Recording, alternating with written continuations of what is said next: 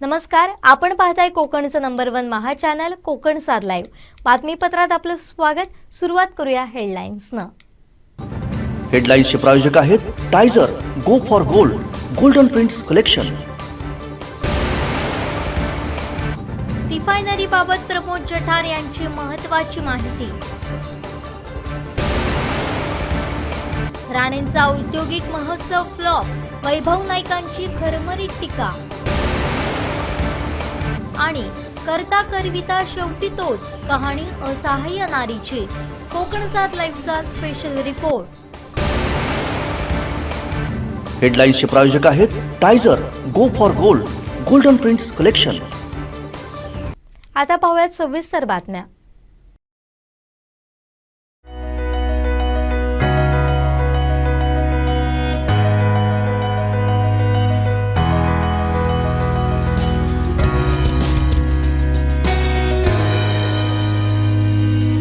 अनंत T, अनंत प्या, आनंदी रहा.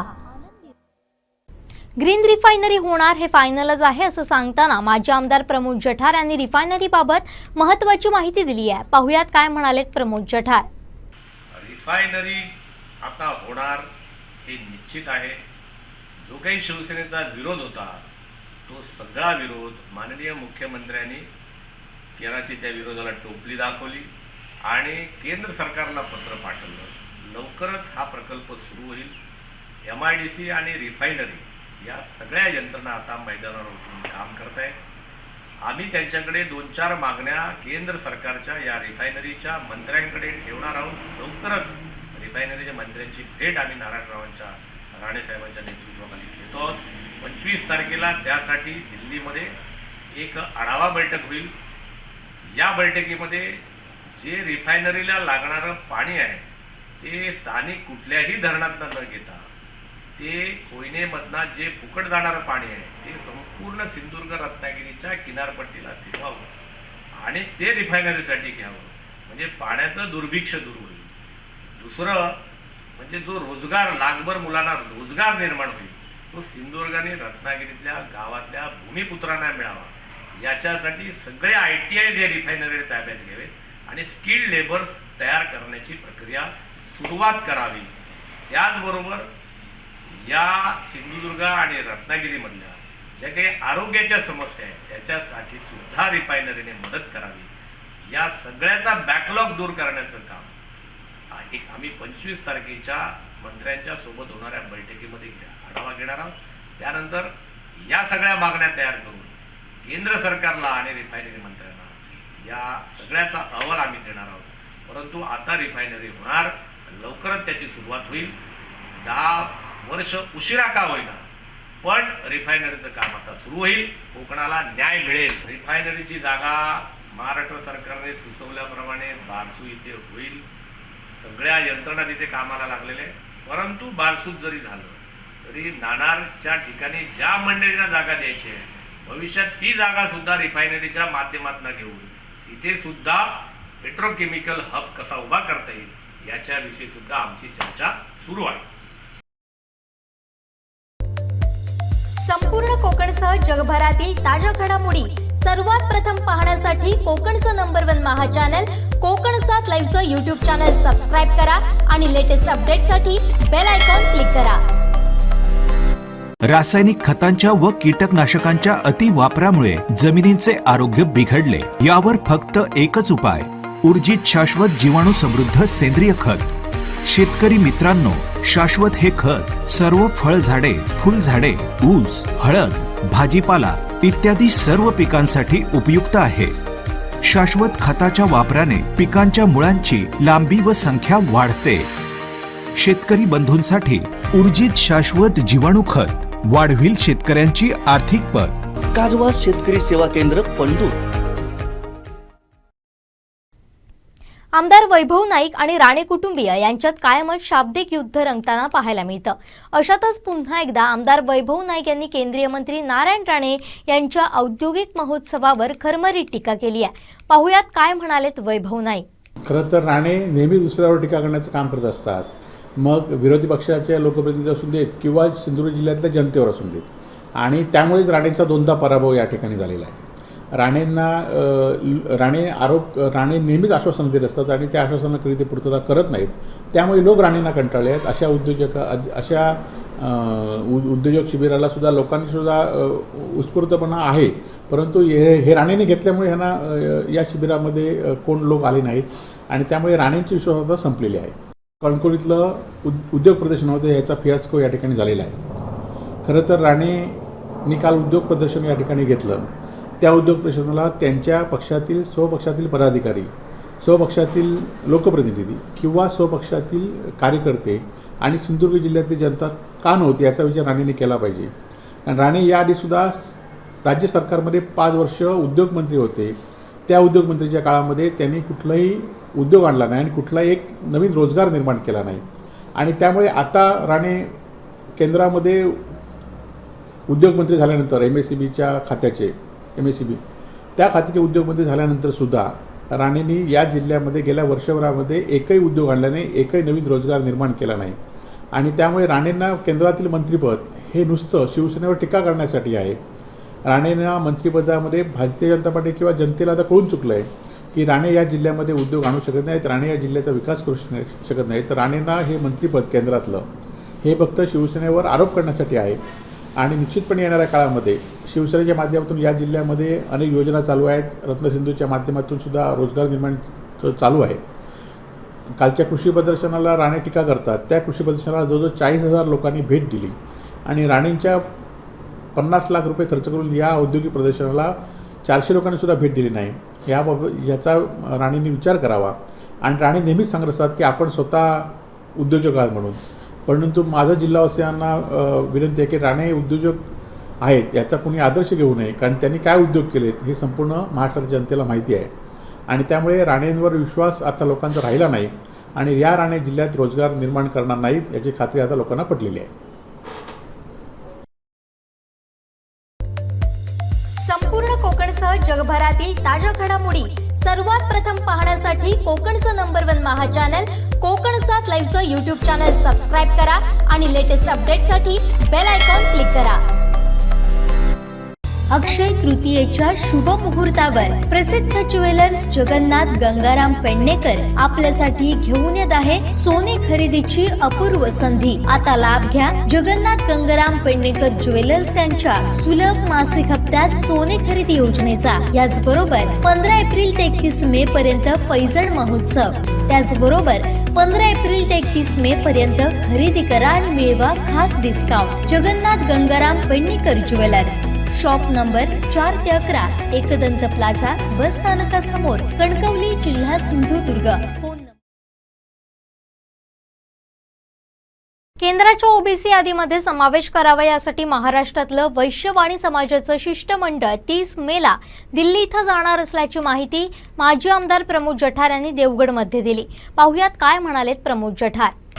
केंद्राच्या ओबीसीच्या यादीमध्ये समाविष्ट करून घ्यावं म्हणून एक शिष्टमंडळ महाराष्ट्रातलं वैश्यवाणी समाजाचं शिष्टमंडळ 30 मेला दिल्लीला आम्ही जाणार आहोत आणि केंद्रीय इतर मागासवर्ग आयोगाच्या ओबीसी आयोगाच्या चेअरमनना भेटणार आहोत, निवेदन देणार आहोत आणि विनंती करणार आहोत की केंद्र सरकारच्या यादीमध्ये आम्हाला समाविष्ट करा, वैश्यवाणी समाजाला समाविष्ट करा. त्यामुळे UPSCच्या परीक्षा असतील किंवा केंद्र सरकारच्या नोकऱ्या असतील याच्यामध्ये जे 27% आरक्षण आहे त्याच्यामध्ये महाराष्ट्रातल्याच नाही देशातल्या या वैश्यवाणी समाजाच्या तरुण आणि तरुणींना त्या ठिकाणी लाभ मिळेल आणि नोकऱ्या आणि परीक्षांमध्ये लाभ. म्हणून 30 तारखेला एक शिष्टमंडळ घेऊन आम्ही दिल्लीच्या विज्ञान भवनमध्ये केंद्रीय ओबीसी आयोगाच्या प्रमुखांना भेटण्यासाठी चाललेलो आहोत. धन्यवाद. संपूर्ण कोकणसह जगभरातील ताज्या घडामोडी सर्वात प्रथम पाहण्यासाठी कोकणचं नंबर 1 महा चॅनल कोकण 7 लाईव्हचं यूट्यूब चॅनल सबस्क्राईब करा आणि लेटेस्ट अपडेटसाठी बेल आयकॉन क्लिक करा.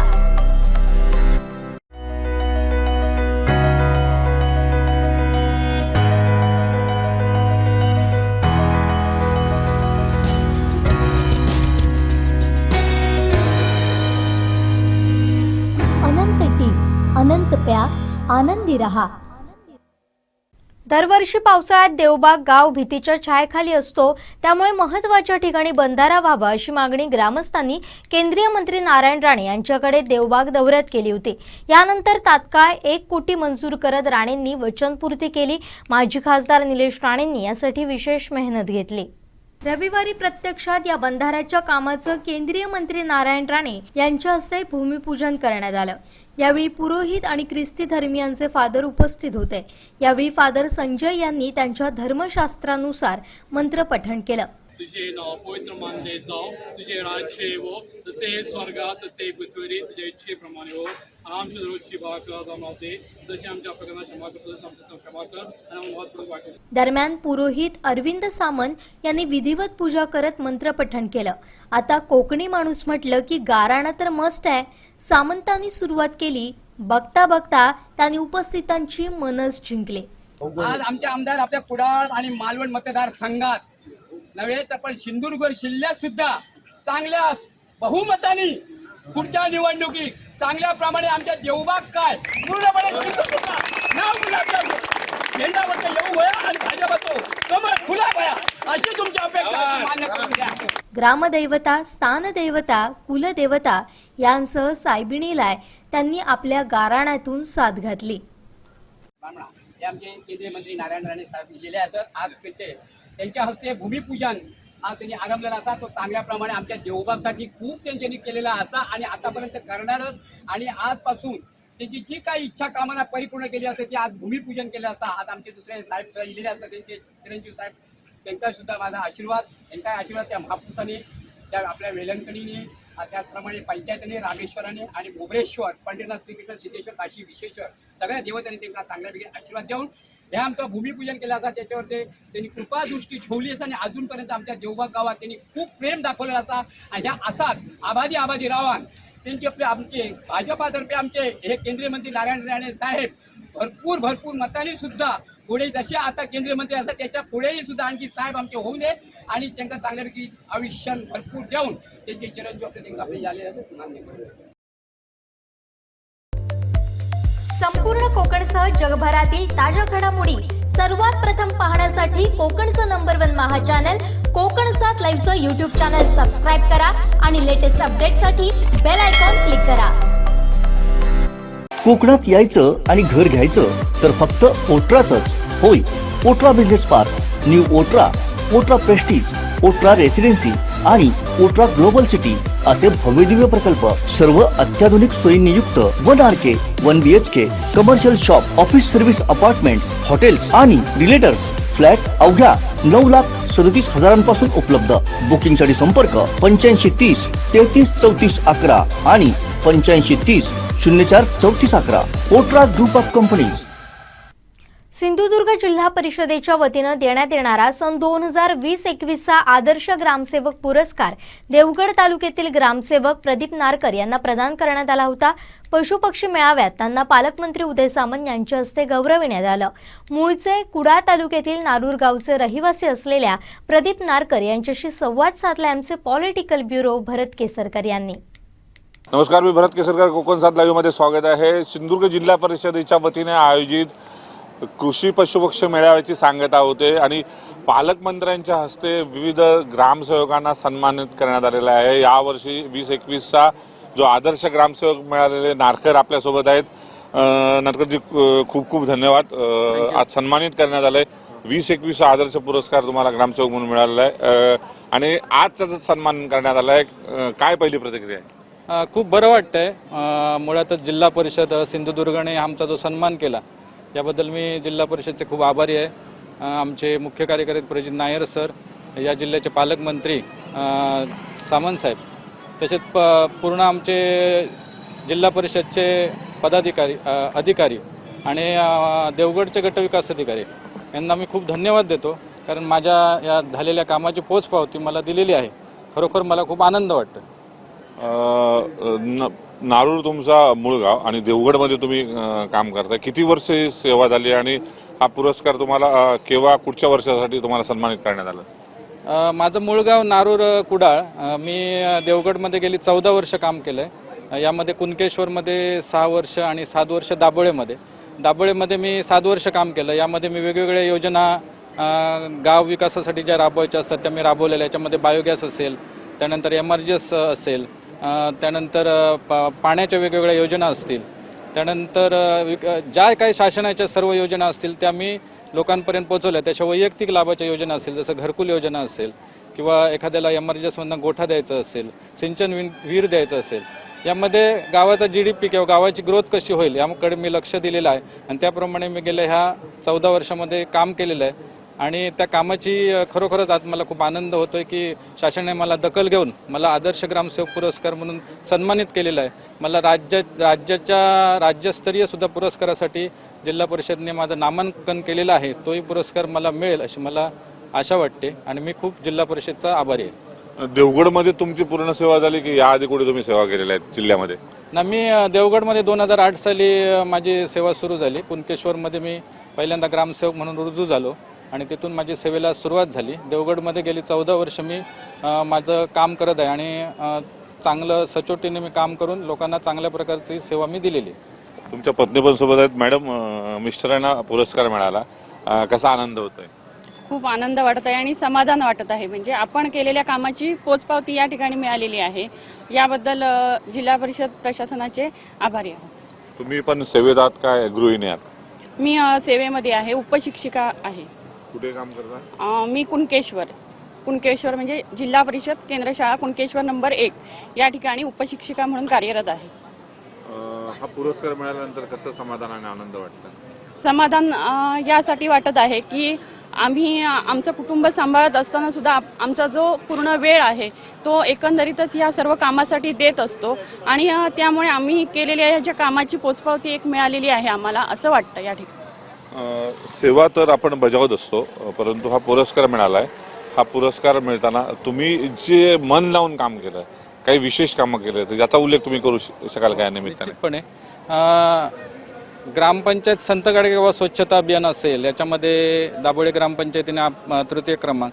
त्याशिवाय आपल्या वेगवेगळ्या बायोगॅस आपण जशी गावामध्ये चुलीमध्ये भगिनी राबत असते आणि त्या चुलीचं त्यांना खूप वेळा त्रास होतो, त्यासाठी बायोगॅस सारखी संकल्पना शासनाने राबवतो. बायोगॅसची आपण बांधणी दे.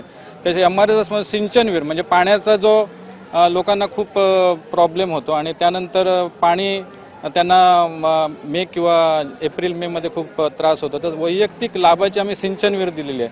त्यानंतर गोटे, गुरांसाठी गोटे दिलेले आहेत. आंबा फळबाग लागवड, आंबा हे मुख्य पीक देवगडमध्ये असल्यामुळे आंब्यासारखं पीक हे देवगडमध्ये मुख्य पीक आहे आणि त्यासाठी लोकांना आपण आंब्या या पिकांना आंबा लागवड केलेली आहे. त्याप्रमाणे काजू लागवड सुद्धा आपण दिलेली आहेत. अशा अनेक प्रकारची आपण विकास कामं या माध्यमातून केलेली आहेत आणि लोकांना त्याचा फायदा झालेला. लोकांनी पण समाधान व्यक्त केलेलं आहे या माध्यमात. कोणाकोणाला धन्यवाद द्याल? खरं तर तुम्ही कुडाळ तालुक्यातल्या सारख्या ग्रामीण, नारूर सारख्या ग्रामीण भागातून तुमच्या जीवनाची सुरुवात झालेली होती. खरं तर तसं बघायला गेलं तर माणगाव खोऱ्यातील नारूर हा एक ग्रामीण भाग मानला जातो. कोणाकोणाचा यामध्ये मुलाचा वाटा आहे, पत्नींचा तर तुमच्या आहेच, आई वडील, आणि कोणाकोणाला धन्यवाद देणार त्या निमित्ताने? निश्चितच मी एका दुर्गम अशा रांगणागाड्याच्या पायथ्याशी असलेल्या श्री महालक्ष्मी मंदिराच्या ठिकाणी माझं घर आहे, गाव आहे आणि ह्या श्री महालक्ष्मीचे माझ्यावर आशीर्वाद, तसेच माझे मोठे बंधू श्री दीपक नारकर ह्यांचं मला पाठबळ मिळालेलं आहे वेळोवेळी. त्यानंतर माझी आई ही सुद्धा मला वेळोवेळी मला तिचं मी धन्यवाद मानेन आणि हा पुरस्कार मी माझे वडील, आता ते हयात नाहीत, त्यांना मी समर्पित करतो. कारण त्यांना अशा प्रकारचं माझा मुलगा ह्या सेवेत येऊन एक चांगलं काम करावं अशी त्यांची इच्छा होती. त्याप्रमाणे ते हयात नसताना मी सेवेत लागलो आणि त्यानंतर त्यांची इच्छा पूर्ण होऊन त्यांना आज जी पोचपावती ह्या पुरस्काराच्या माध्यमातून मिळालेली आहे ते मी निश्चितपणाने माझ्या वडिलांना समर्पित करतो. तसेच माझे सर्व कुटुंब आणि माझे जे ह्या प्रशासनात राबणारे माझ्याबरोबरचे सर्व साथीदार किंवा अधिकारी असतील किंवा कर्मचारी, ग्रामपंचायत कर्मचारी असतील किंवा त्या गावातील सर्व व्यक्ती, त्यांना मी खूप धन्यवाद देतो की ह्या पुरस्कारासाठी मला त्यांचं मोलाचं असं सहकार्य लाभलं. आपल्यासोबत होते प्रदीप नारकर, जे विशेषतः ते कुडाळ तालुक्यातील नारूर गावातील आहेत आणि देवगड सारख्या ग्रामीण भागामध्ये तळमळीने काम करताना जिल्हा परिषद प्रशासनाने त्याच्या कार्याची दखल घेतली. 2020-21 त्यांना हा आदर्श ग्रामसेवक पुरस्कार मिळाला आणि आज पशुपक्षी मेळाव्याच्या सांगता सोहळ्याला पालकमंत्री उदय सामंत असतील, आमदार दीपक केसरकर, वैभव नाईक आणि प्रजित नायर जे CEO आहेत यांच्या शुभ हस्ते त्यांना आज सन्मानित करण्यात आला. निश्चित एक ग्रामीण भागामध्ये जन्मलेला युवक आणि त्याला मिळालेला पुरस्कार याबद्दल त्यांनी आपलं पूर्ण श्रेय आहे आई वडिलांना दिलं पाहायला मिळतं. कॅमेरामन हर्षलसह भरत केसरकर, कोकण सात लाईव्ह, कुडाळ.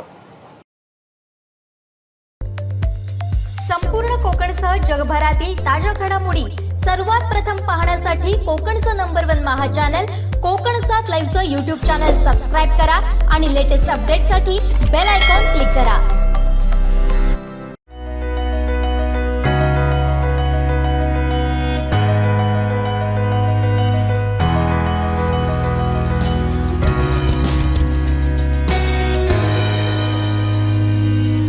अनंत टी, अनंत प्या, आनंदी रहा. भारत सरकारच्या आयुर्वेद गुरु म्हणून देवगड तालुक्यातील डॉक्टर मुरलीधर प्रभुदेसाई यांची पुन्हा एकदा निवड झाली आहे. या निमित्तानं सरखेल कान्होजी आंग्रे यांचे 9वे वंशज रघुजीराजे आंग्रे यांच्या हस्ते त्यांना सन्मानित करण्यात आलं. आयुष मंत्रालयाच्या वतीने जो आयुर्वेद गुरु म्हणून जो पुरस्कार देण्यात येतो, आयुर्वेद गुरु म्हणून जे जाहीर करण्यात येईल, ते एक सांगण्यासारखी एक अतिशय आनंदाची गोष्ट म्हणजे देवगड तालुक्यातील डॉक्टर मुरलीधर प्रभुदेसाई यांना सलग 2 वर्ष आयुर्वेदातील गुरु म्हणून हा सन्मान करण्यात आलेला आहे. माझ्यासोबत आहेत डॉक्टर देसाई, आपण त्यांच्याकडून जाणून घेऊ. डॉक्टर, काय सांगा? आयुष मंत्रालयातर्फे दिल्लीमध्ये राष्ट्रीय आयुर्वेद विद्यापीठ ही संस्था कार्यरत आहे. ही संस्था दरवर्षी संपूर्ण भारतातून निवडक लोकांना राष्ट्रीय आयुर्वेद वैद्य म्हणून नियुक्ती करते आणि त्यांच्या हाताखाली अन्य राज्यातील 2 विद्यार्थी त्यांना संपूर्ण वर्षभर शिक्षण करण्यासाठी पाठवले जातात. महत्त्वाची गोष्ट अशी आहे की आयुर्वेदाच्या जी संस्था अनेक म्हणजे महाविद्यालय जे आहेत तेथील अभ्यासक्रमात जो भाग येतो त्याच्या व्यतिरिक्त अनेक अशा काही पद्धती आहेत, आयुर्वेदिकच पद्धती आहेत, पण त्या अभ्यासक्रमात समाविष्ट झालेल्या नाहीत. त्यांचा नवीन विद्यार्थ्यांना, नवीन जे वैद्य बाहेर पडतील त्यांना लाभ व्हावा याच्यासाठी प्रतिवर्षी राष्ट्रीय आयुर्वेद वैद्य म्हणून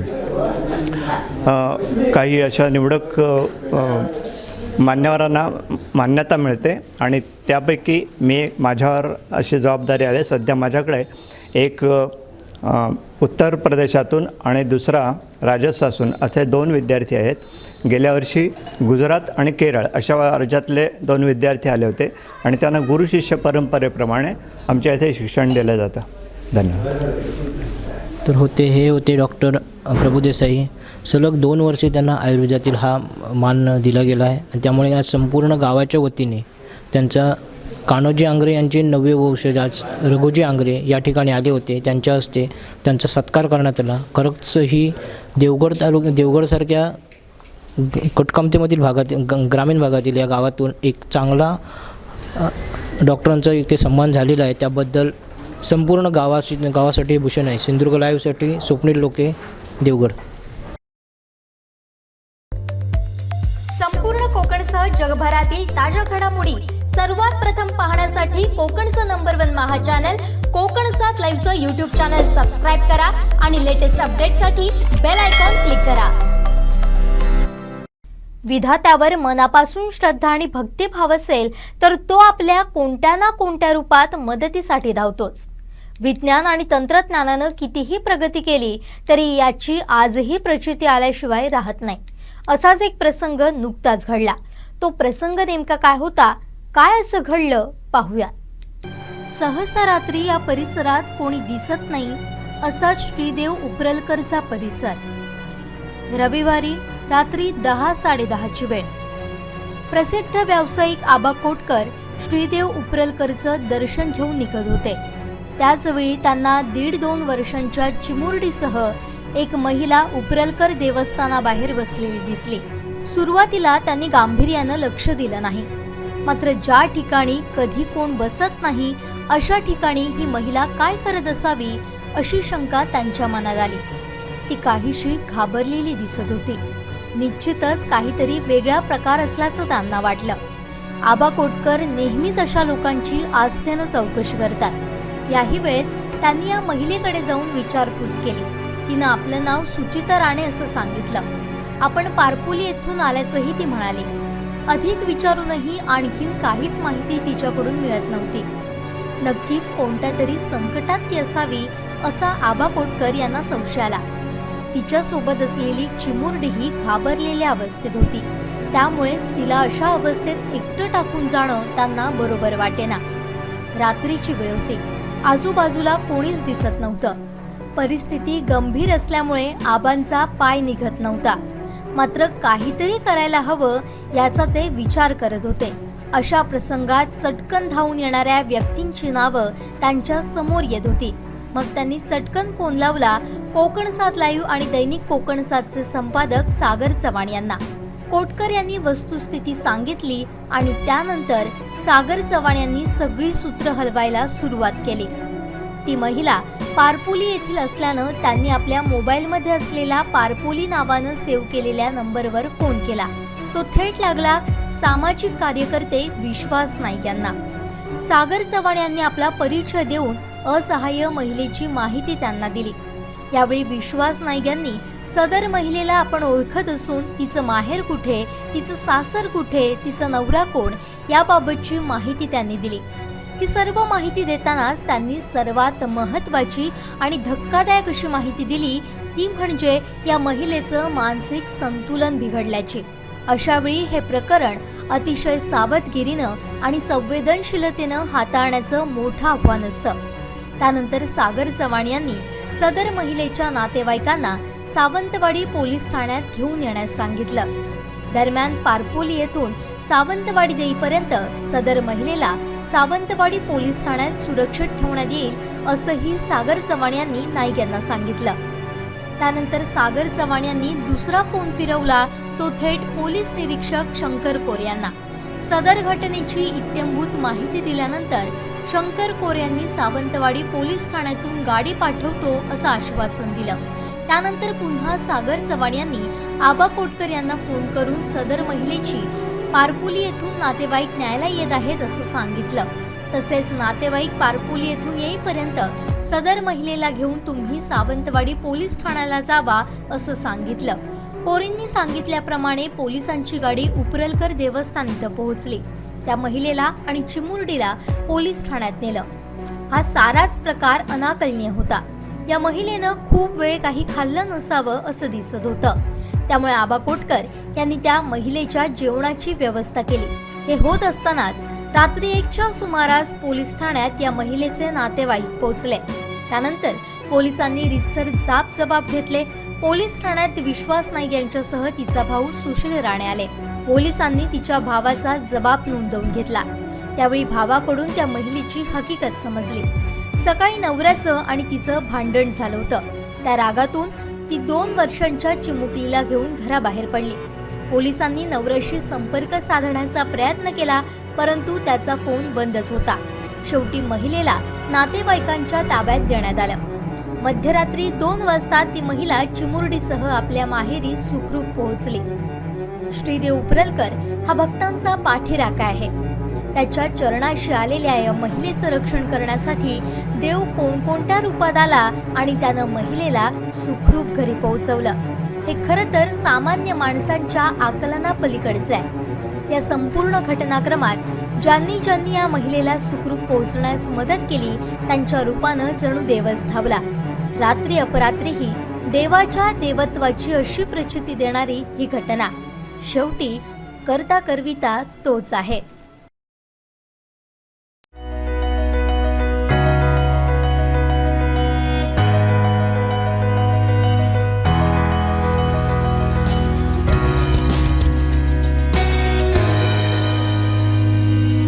अनंत टी, अनंत प्या, आनंदी रहा.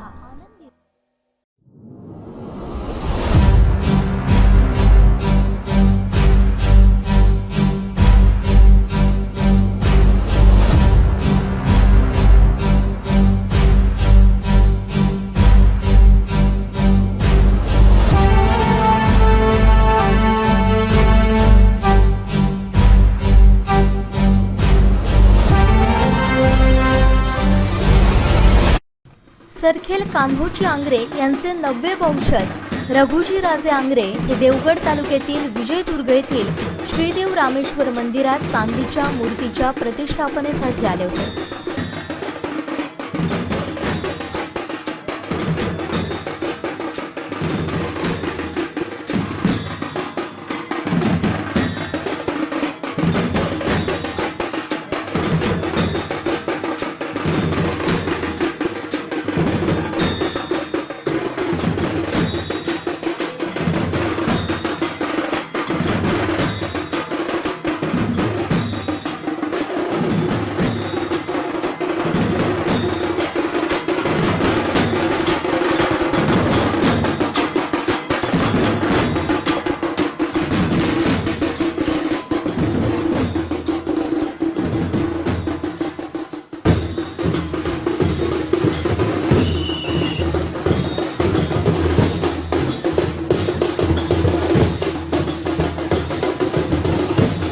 यावेळी त्यांनी विजयदुर्ग किल्ला, कुणकेश्वर मंदिर तसेच कोटकामते येथील कुलदेवता श्रीदेवी भगवती मंदिरास भेट दिली. यावेळी कोटकामते आणि विजयदुर्ग नगरीत त्यांचं फटाक्यांच्या आतषबाजीत, ढोल ताशांच्या गजरात जल्लोषी स्वागत करण्यात आलं.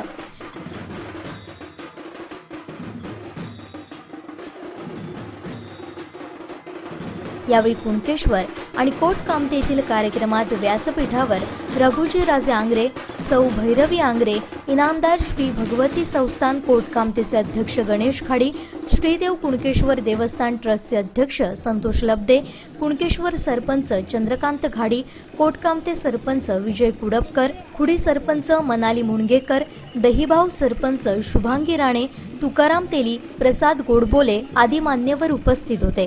श्रीदेव कुणकेश्वराचं सपत्नीक दर्शन घेतल्यानंतर श्रीदेव कुणकेश्वर मंदिर देवस्थान ट्रस्टचे अध्यक्ष संतोष लब्दे यांच्या हस्ते रघुजी राजे आंग्रे, भैरवी आंग्रे आणि त्यांच्या कुटुंबियांचा सत्कार करण्यात आला.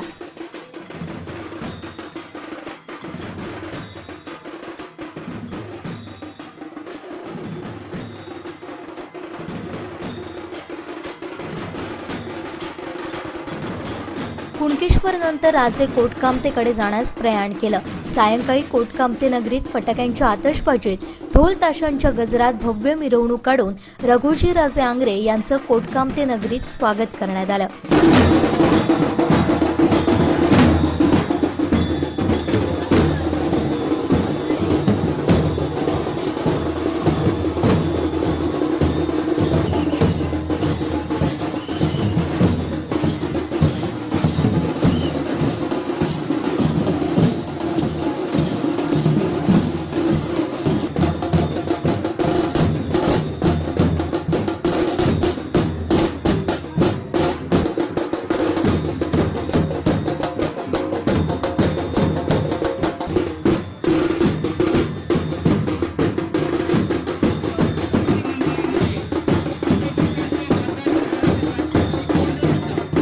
इनामदार श्रीदेवी भगवती संस्थान कोटकामते या मंदिराचा जीर्णोद्धार त्या काळी सरखेल कान्होजी आंग्रे यांच्या हस्ते झाला असल्याचं तेथील शिलालेखात उल्लेख आहे. त्यामुळे रघुजी राजे आंग्रेंच्या भेटीला विशेष महत्त्व प्राप्त झालंय. आंग्रे घराण्याची कुलदेवता असलेल्या देवी भगवती चरणी राजे सपत्नीक नतमस्तक होत देवी भगवतीचे आशीर्वाद घेतले. त्याचबरोबर कान्होजी आंग्रे यांनी देवी भगवती मंदिराचा जीर्णोद्धार केल्याचा उल्लेख असलेल्या शिलालेखाच्या पाठीचं पूजन त्यांच्या हस्ते करण्यात आलं. इनामदार श्रीदेवी भगवती संस्थान कोटकामतेच्या वतीनं रघुजी राजे आंग्रे यांचा देवी भगवतीची प्रतिमा भेट देत गावाच्या वतीनं त्यांचा भव्य सत्कार करण्यात आला.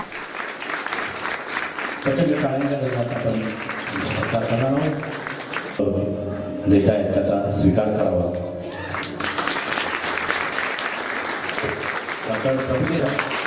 जोरदार टाळ्या वाजवून आपण सर्वांनी या सोहळ्याचा साक्षीदार होऊया.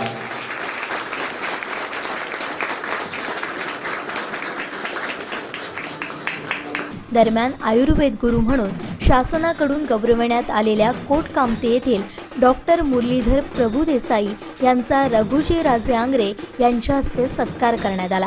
सरखेल कान्होजी आंग्रे यांचे 9वे वंशज असलेल्या रघुजी राजे यांनी दिलेल्या व्याख्यानातून विजयदुर्ग आणि कोटकामते गावाचा इतिहास उलगडलाय. मी माझ्या वडिलांबरोबर आणि काकांबरोबर 83-84 सालच्या पावसाळ्यात इथे पहिल्यांदा आलो, तेव्हा त्या तिथे बसलो होतो. ती नक्षी होती, तिच्यावर बोट फिरवून बघत होतो, ह्या अशा वयाचा असेल. आणि त्यानंतर तिथपासून आज इथपर्यंत आलो, तेव्हा सगळं बोट माझ्या डोळ्यासमोर उभं राहिला. गेल्या अनेक वर्षात अनेक वेळा मी ह्या गावाला आलेलो आहे, या मंदिरात आलेलो आहे. कोकणातल्या परिसरात कुठेही आलो तरी माझ्या मनामध्ये इथे काहीतरी स्थान आहे. एक दिवशी आम्ही दोघं रात्री इथे आलो होतो, अंदाधुन पाऊस कोसळत होता. मंगेशजींना माहिती आहे, मी विचारलं होतं रस्त्याच्या बद्दल मंगेशजी. आणि अगदी पाण्यातून वाट काढत मी गाडीने आलो होतो. लाईट गेलेले होते गावातले. मी दर्शन केलं, आणखी 10 मिनिटात परत गेलो. मला वाटतं रात्रीच्या उशिराच्या वेळेला कधीतरी आलेलो होतो. तर ज्या वेळेला वेळ मिळते मला त्यावेळेला मी इथे येतो. छत्रपती शिवाजी महाराजांच्या पूर्वी ह्या देशाने अनेक राजवटी वाहिल्या. अगदी शालिवाहनापासून ते म्हणजे अगदी रामापासून शालिवाहनापर्यंत अनेक राजवटी झाल्या, अनेक सम्राट झाले, अनेक चक्रवर्ती सम्राट झाले, महाराजे झाले. शिवाजी महाराजांच्या नंतरच्या कालखंडात सुद्धा संस्थानी वातावरणात 550च्या वर राजघराणी झाली. एवढी संस्थानं झाली, एवढे राजे झाले, सरदार झाले, जहागीरदार झाले, सरंदामदार झाले. पण छत्रपती शिवाजी महाराज की म्हटल्यावर 350 वर्षानंतर सुद्धा एकाच माणसाच्या नावाने जय जयकार येतो, तो म्हणजे छत्रपती शिवाजी महाराजांच्या नावाने. छत्रपती शिवाजी महाराजांनी जेव्हा स्वराज्याची स्थापना केली, तोरण्यावर स्वराज्याचं तोरण बांधलं म्हणून आपण सर्व लहानपणापासून ऐकत आलोय, शिकत आलोय, बोलत आलोय. 3.5 जिल्ह्यातलं शिवाजी महाराजांचं ते स्वराज्य एवढंच रोपटं होतं. वास्तविक पाहता विचार करायला गेलं तर औरंगजेबाचा एक सुभा स्वराज्याच्या 6 पट मोठा होता. 1, 2 नाही, असे 6 सुभे औरंगजेबाकडे होते. आजच्या हिंदुस्थानाचा जर विचार केला तर आपल्याला भारताच्या सीमा ओलांडून जावे लागतील. कारण पाकिस्तानच्या टोकापासून ते बंगालच्या खाडीपर्यंत राज्य असलेला औरंगजेब 27 वर्ष शिवाजी महाराज नसताना आला. इथे त्याचा कोट्यवधीचा खजिना, लाखो लोकांची फौज घेऊन आला. 27 वर्ष उभा आडवा महाराष्ट्र तुडवत फिरत होता. पण शिवाजी महाराज दिवंगत झाल्यानंतर महाराष्ट्राने त्याला 27 वर्ष झुंजवलं आणि इथल्याच दख्खनीच्या मातीत दाढला. पण महाराष्ट्र झुकला नाही, पिचला नाही, वाकला नाही. कारण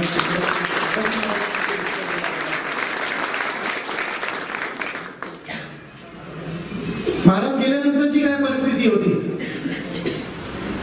महाराज गेल्यानंतर संभाजी महाराजांचा 9 वर्षाचा कालखंड अतिशय धामधुमीचा. संभाजी महाराज गेल्यानंतर तारण आणि कोल्हापूरमध्ये राजाराम महाराज जिंजीला. वास्तविक पाहता कुठल्याही प्रकारे मध्यवर्ती सत्तेकडून मदत मिळण्याची, सैन्य येण्याची, कुमक मिळण्याची कुठल्याही प्रकारची शक्यता नसताना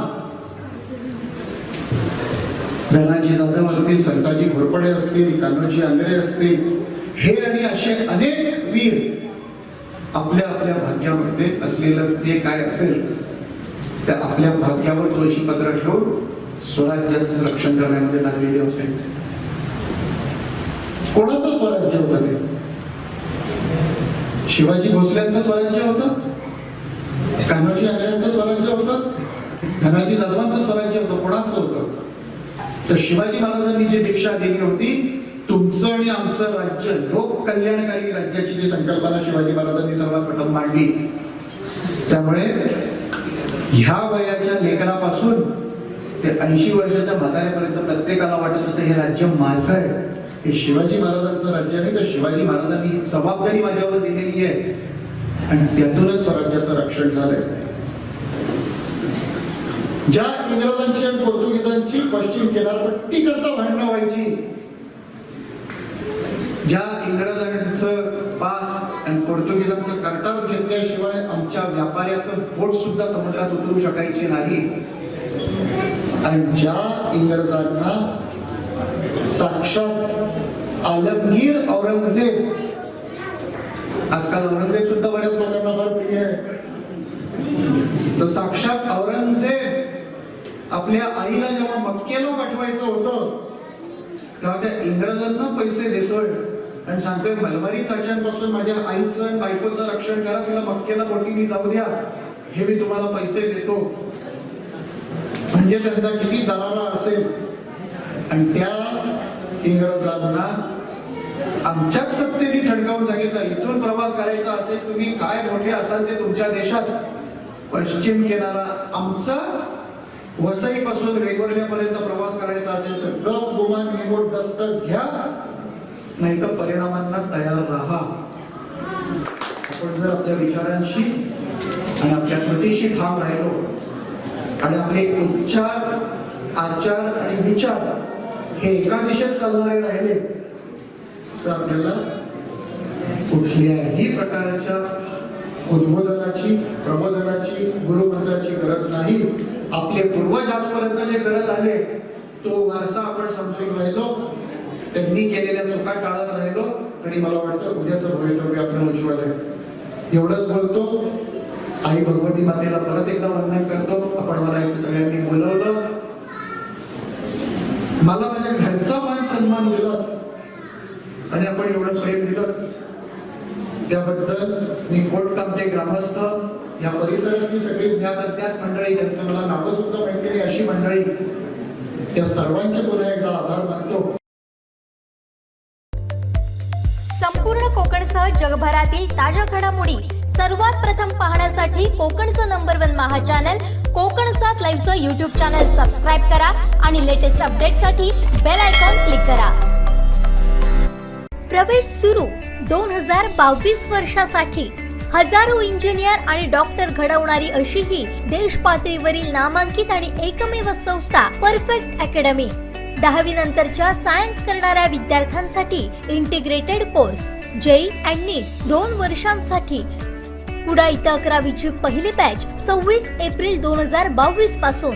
आता विचार कसला करताय? त्वरित प्रवेश घ्या, कारण आमचे रिझल्ट बोलतात, आम्ही नाही. परफेक्ट अकॅडमी, तळमजला, हॉटेल यशोधरा, कुडाळ.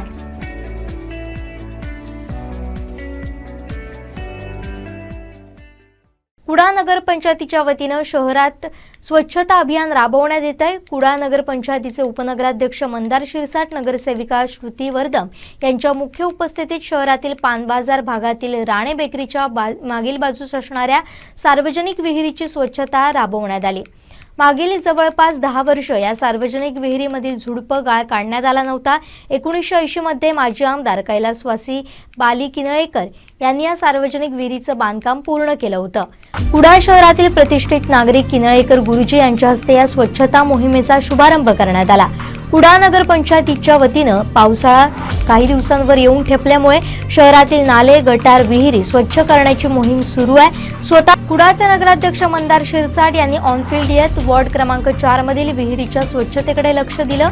या विहिरीतील गढूळ पाण्याचा पाईपनं निचरा करून झुडपं, छोट्या पाणव वनस्पती बाहेर काढण्यात आल्या. यामुळे येणाऱ्या पावसाळ्यात या भागातील नागरिकांना स्वच्छ पाणी पुरवठा होईल. कुडाळ नगर पंचायतीनं स्वच्छता मोहीम हाती घेतल्यानं नागरिकातून समाधान व्यक्त करण्यात येत आहे. कुडाळ नगर पंचायतीकडे फायर ब्रिगेडची गाडी लवकरच दाखल होणार असून त्यासाठी आवश्यक असणारं पाणी या सार्वजनिक विहिरीचं वापरता येईल. यावेळी शहरातील सामाजिक कार्यकर्ते प्रसाद शिरसाट, चेतन पडते, राकेश वर्दम, ताहिर नदाफ, संदीप तेली तसेच पानबाजार भागातील स्थानिक नागरिक मोठ्या संख्येनं उपस्थित होते.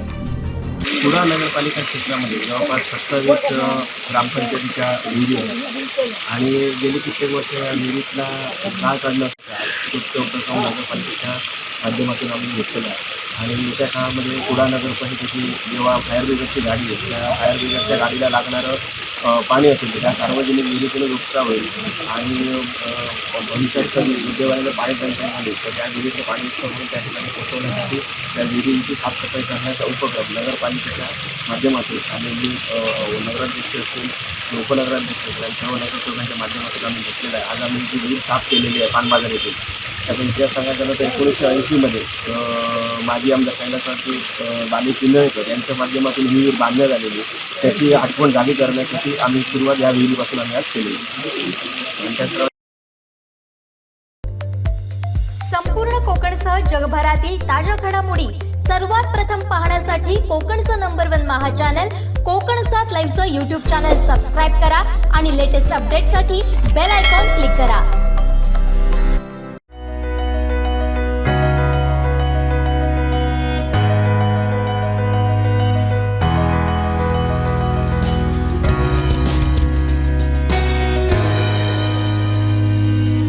अनंत टी अनंत प्या आनंदी रहा.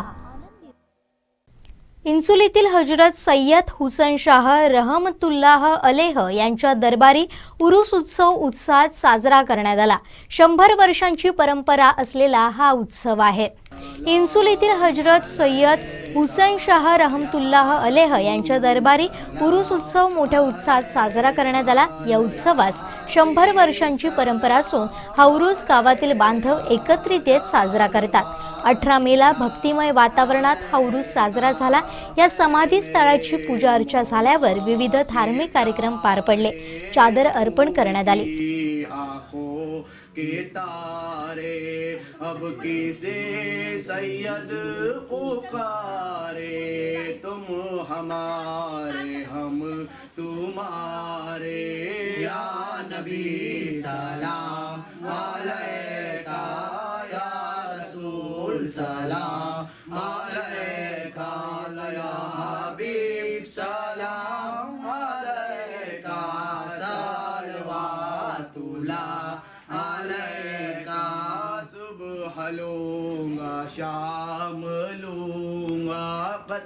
शेकडो भाविक या ठिकाणी नतमस्तक झाले. हजरत सैयद हुसैन शाह रहमतुल्लाह अलैह का दरबार है. ये आपका आस्थाना है. ये आप सरकार 100 साल हो गए, उनके 100 साल से ज़्यादा हो गए आपको यहाँ आराम फरमाते हुए. यहाँ का जो भी उरूस वगैरह है हमारे गांव वाले हैं, कुछ बड़े लोग हैं जो यहाँ पे हम लोग सब देखभाल करते हैं. हम लोग यहाँ जितने भी लोग हैं यहाँ पे सब हम लोग सब देखभाल करते हैं. हमारे गांव के लोग हैं, हम लोग वो जितने भी सब यहाँ देखभाल करते हैं. 18 मई को इनका उरूस आता है हर साल. 18 मई में असर और मगरिब के बीच में हम लोग गुस्ल वगैरह करते, फिर खाना वगैरह रहता है हमारा, चादर वगैरह पेश करते हैं. हमारे यहाँ नियाज भी होती है. यहाँ पे बकरों की नियाज किए जाती है. जितना जैसा भी आते हम लोग यहाँ लोगों को खिलाते, जितना कुछ भी जो भी होता हमसे लोगों को खिलाते. हमारे गांव वाले सब मिलकर हम लोग नियाज करते हैं. यहाँ पे सब धर्म जितने भी धर्म वाले सब आते, सब खाते. सरकार की चौखट पे किसी को मना नहीं है. हर कोई सरकार की चौखट पे आ सकता है और कदम बुसी कर सकता है, क्योंकि सरकार हर किसी को लेके चल रही है और सरकार के साथ में हर कोई है. और हम लोग यहाँ पे जितने भी लोग हैं यहाँ पे भी पढ़ा गया है, जो कुछ भी पढ़ा गया है उनके दरबार में, सरकार हुसैन शाह रहमतुल्लाह अलैह के दरबार में यहाँ जो कुछ भी पढ़ा गया है हम लोग ने जो भी पढ़े हैं यहाँ इनकी चौखट पे कबूल ये फरमाए. और आपका चैनल जो यहाँ पे हमारे लिए आया है, आपको अच्छे से अच्छा ज़्यादा से ज़्यादा आप लोगों को आगे बढ़ने की तौफीक अता फरमाए.